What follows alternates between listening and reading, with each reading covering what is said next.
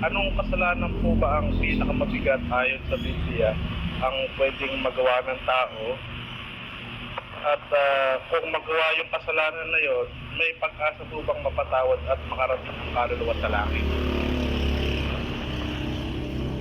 Alam mo kapatid na Hermie, maraming kasalanang mabigat. Kahit yung maliit na kasalanan, bumibigat yun eh. Pagka naipon ng naipon, bibigat yun. Santiago 1:14. Kundi ang bawat tao ay natutukso pagka nahihila ng sariling masamang pita at nahihikayat.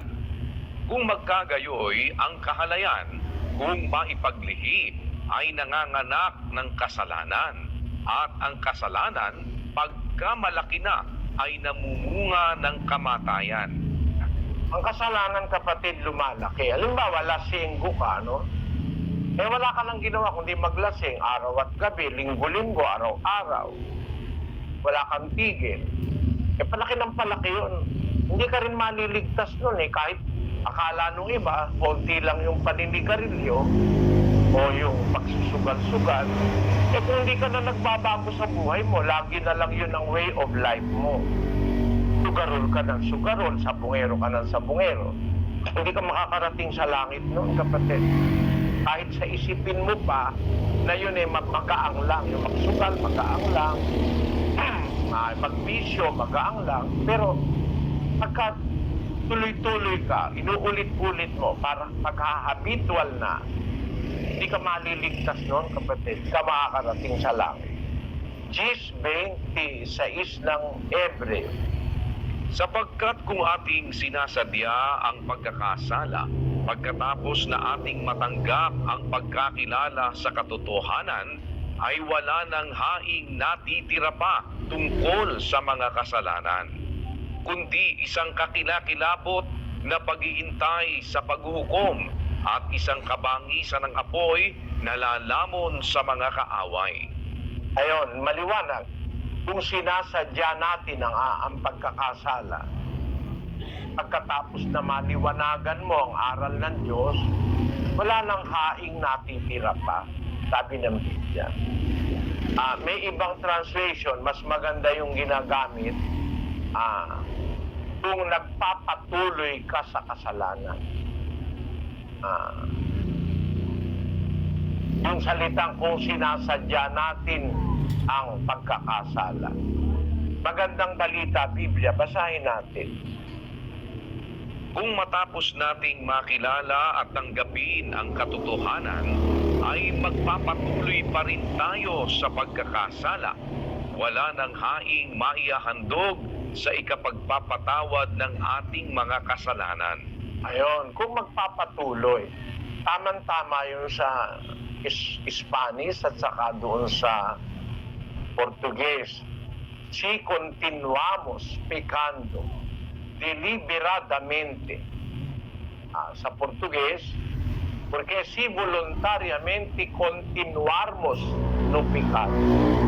Kung tayo ay intentionally o voluntarily nagpapatuloy sa pagkakasala, kahit anong kasalanan, hindi ka maliligtas, kapatid. Hindi ka makakarating sa langit. Ang ipinagpapatuloy mo, yung ginagawa mong kasalanan.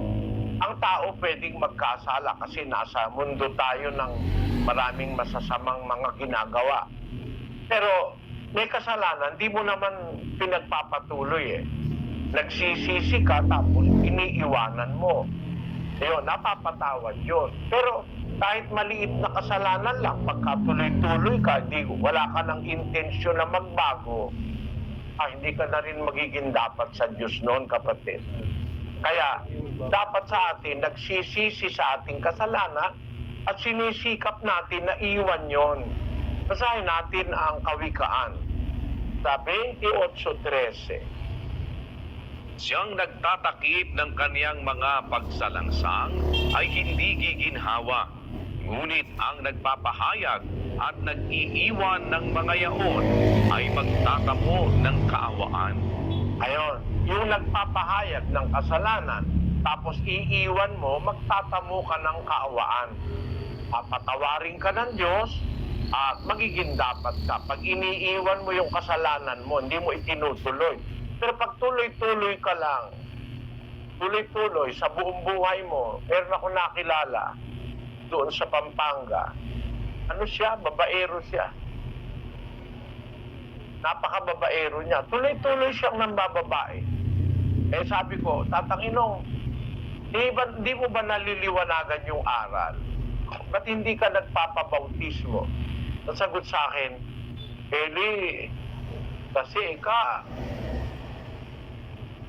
marami pang babae sa mundo sabi niya. At saka, hindi ko mapigilan Hindi niya raw mapigilan si Manoy. Kaya saka na lang ako magpapabautismo pagka wala ng babae. Ayun. Pagkatapos niyan sabihin yun, mga ilang linggo lang, inatake sa puso, patay. Naawa ko doon sa matanda na yun. Nakilala ko kasing personal.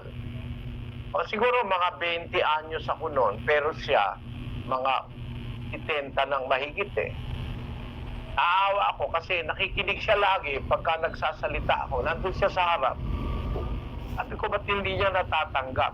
Yung pala, ang bisyo niya, sabi niya, bisyo, may bisyo siya. Pala, babae. Pagka weekends, Biyernes, Sabado,